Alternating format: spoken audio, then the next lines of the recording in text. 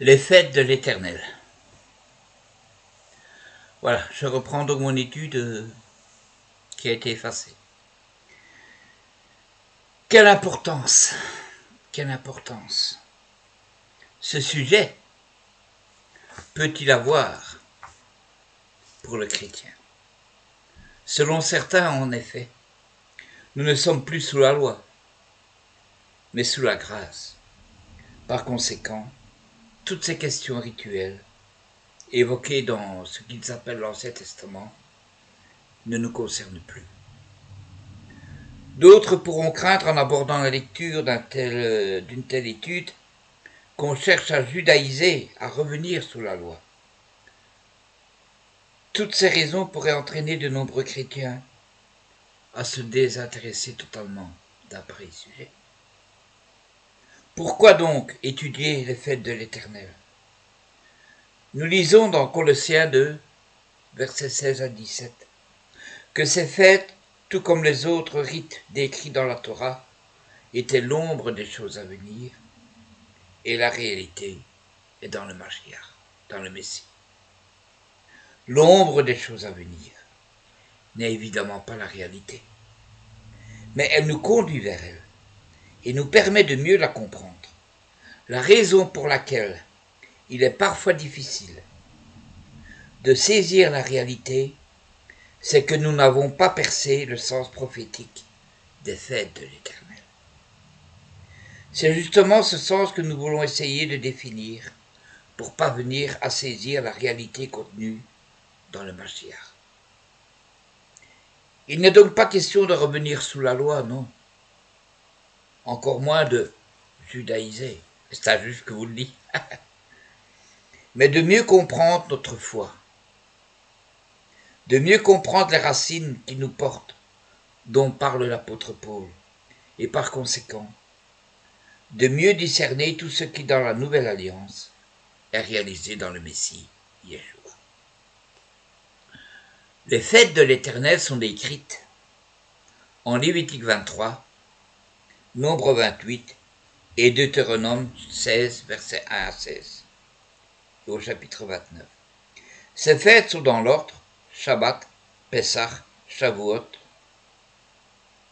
la fête des chauffards, devenue Rosh Hashanah, Kippour et Sukkot. Les fêtes bibliques ne sont pas exactement ce que nous entendons par ce mot dans notre langue. Elles sont en fait qualifiées en hébreu de Moadim, c'est-à-dire de convocation, ou d'un temps mis à part aussi. C'est un moment fixé par Dieu pour un rendez-vous avec son peuple, une sainte convocation. En effet, Dieu sanctifie le temps comme il sanctifie l'espace ou des hommes. Ainsi, Eretz Israël, mis à part par Dieu, devient terre sainte. Yerushalayim, Jérusalem, comprend un degré de sainteté supérieur, et l'emplacement du temple, le Beth Amikdash, a un degré de sainteté supplémentaire, car Dieu sanctifie l'espace. Dieu est celui aussi qui sanctifie les hommes. Ainsi, de tous les peuples de la terre, Israël, le peuple d'Israël, est mis à part pour être un peuple saint. À l'intérieur de la nation d'Israël, du peuple d'Israël, la tribu de Lévi est mise à part comme tribu sacerdotale. À l'intérieur de la tribu de Lévi, les prêtres sont aussi un clan sanctifié et mis à part. Enfin, au sein des prêtres, le grand prêtre, le Kohen Agadol, jouit d'un statut supérieur de sainteté. Dieu est celui qui sanctifie les hommes. Puis, Dieu sanctifie le temps. Il met à part des moments pour que l'homme cesse ses activités, sorte de ses préoccupations quotidiennes, et qu'il se consacre entièrement à chercher Dieu et à le trouver. Ce temps mis à part et sanctifié par Dieu sont en relation avec la sanctification de l'espace et des hommes. Ainsi, à l'occasion de 3 rencontres que forment les moments les plus importants de l'année, à savoir Pessah, Shavuot et Sukkot, c'est-à-dire la Pâque, la Pentecôte et la fête des tabernacles, tout Israélite doit se rendre dans la ville sainte de Jérusalem pour célébrer ce temps mis à part, et cela sous la direction des hommes consacrés et sanctifiés que sont les Kohanim, les prêtres. Certes, on peut rencontrer Dieu en tout temps et en tout lieu, mais il y a des temps favorables où l'homme met son cœur tout entier et ses moyens à rechercher Dieu. Vous pouvez comparer ce que je viens de vous dire avec le passage d'Ésaïe au chapitre 45. Et c'est cette réalité psychologique de l'homme que Dieu a prise en compte en faisant à son peuple des rendez-vous qui ponctuent le cycle de l'année.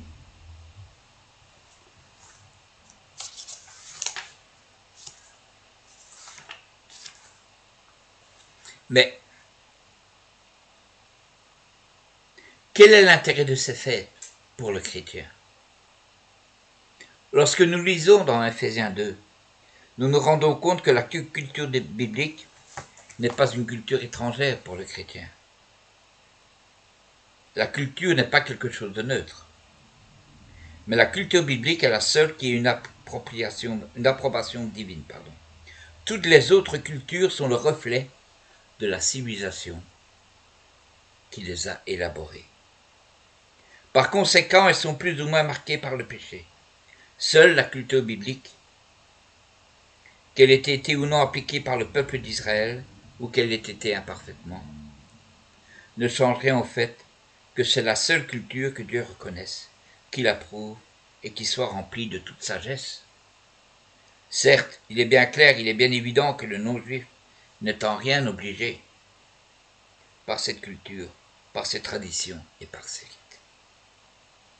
Il est bien clair, selon l'enseignement du Nouveau Testament, que nous n'avons pas à pratiquer ces choses d'une manière précise, comme le peuple d'Israël devait le faire, ne serait-ce que parce que l'essentiel de ces rites ne peut être accompli qu'en terre d'Israël.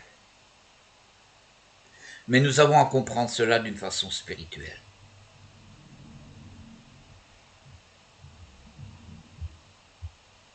Mais aussi, ces fêtes ont un sens prophétique. Elles l'avaient à l'époque où elles ont été instituées. Elles en ont encore maintenant. Et c'est ce que nous allons voir. Nous allons commencer par la fête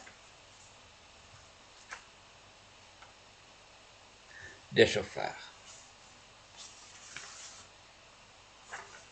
Aujourd'hui, dans la tradition juive, cette fête ne porte plus le nom de fête des chauffards, mais de Rosh Hashanah, c'est-à-dire la tête de l'année. En réalité, c'est le nouvel an juif, où l'on se souhaite une bonne année, Shana Tova ou Metuka, et où l'on mange des fruits trempés dans du miel, pour se souhaiter une année douce, comme le miel, ou Metuka. Comment se fait-il que cette fête du 7e mois ait été substituée à la fête du nouvel an biblique, célébrée le premier jour du mois de Nissan? La raison se trouve dans Néhémie, chapitre 8, versets 11 à 12.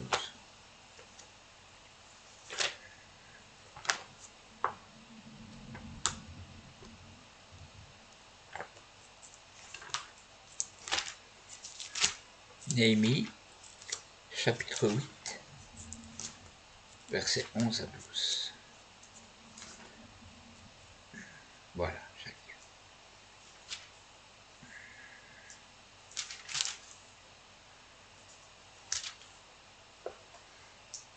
Il est dit, « Et ne vous affligez pas, car la joie de l'Éternel est votre force. » Et les Lévites tranquillisèrent tout le peuple en disant, « Taisez-vous, car ce jour est saint, et ne vous affligez pas. » Et tout le peuple s'en alla pour manger et pour bénir, et pour envoyer des portions, et pour faire de grandes réjouissances, car ils avaient compris les paroles qu'on leur avait fait connaître.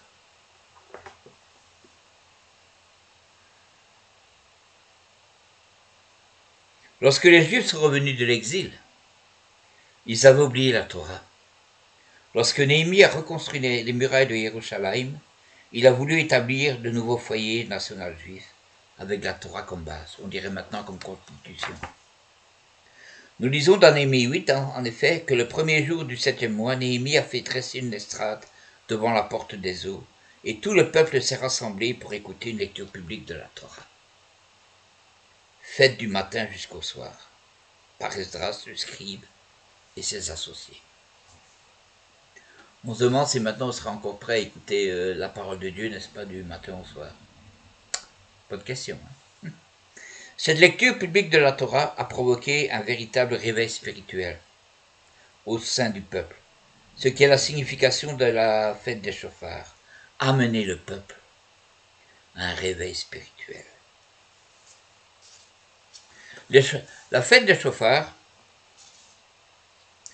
c'est une fête qui anticipe le jugement dernier. Selon une antique tradition, pendant ces 10 jours terribles, donc de Rosh Hashanah à Yom Kippour, Dieu ouvre ses livres où sont répertoriées les actions de tous les hommes. Chaque homme passe en jugement devant Dieu et rend compte des actions qu'il a accomplies pendant l'année écoulée. Notamment si l'homme ne s'est pas véritablement repenti de ses péchés, il risque de mourir dans l'année qui vient. Et les 10 jours du terrible, Yomim Noraim, ces jours où en quelque sorte chacun doit considérer qu'il se présente devant l'Éternel, comme il le fera au dernier jour, pour que sa vie soit jugée, sont aussi des jours d'ultime repentance. Durant le mois d'Elul, donc le mois qui précède Tishri, l'homme met sa vie en règle devant Dieu, devant les hommes. La période des 10 jours terribles est l'ultime occasion de mettre notre vie en règle avant Kippour. Ces 10 jours, en effet, vont du premier jour du 7e mois jusqu'au 10e jour, c'est-à-dire Kippour. En tant que chrétiens, nous comprenons ce que disait l'apôtre Paul, à savoir que la Torah était un pédagogue pour nous conduire jusqu'au Messie. Le rituel de Kippour et les fêtes d'automne sont l'occasion annuelle donnée à l'homme d'anticiper les jugements ultimes. Il importe par conséquent d'y apporter et de s'y préparer, comme si les choses devaient arriver cette année même, car nul ne connaît ni le jour ni l'heure. Il convient d'être prêt en tout temps. Il y a certes l'idée selon laquelle il faut être prêt tous les jours, mais aussi il y a des périodes où il convient de faire le bilan de sa vie. La fête des trompettes a aussi une résonance dans le livre de l'Apocalypse, car on voit à un moment donné les anges là-haut sonner les 7 trompettes. Mais c'est en relation aussi avec cette fête de Rosh Hashanah, la fête des chauffards, appelée aussi Yom Teruah.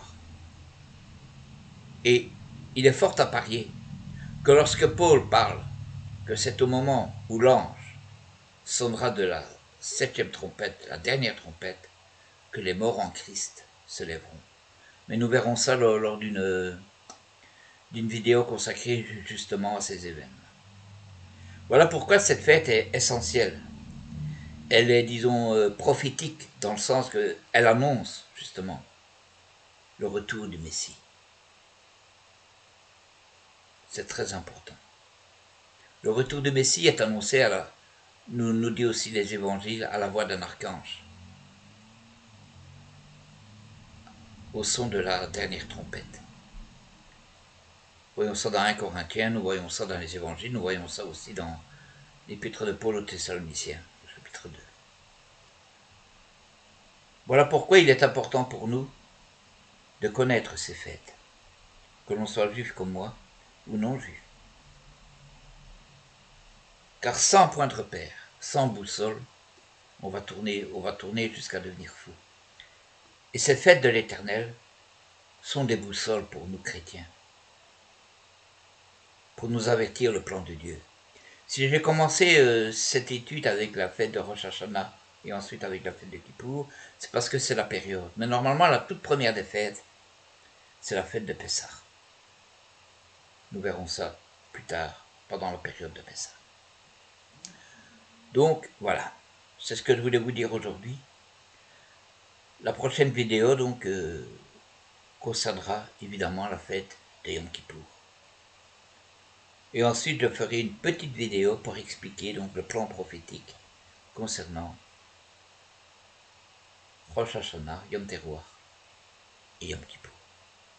Ainsi on fera le lien entre les deux. Puis nous pourrons passer à la fête de Sukkot.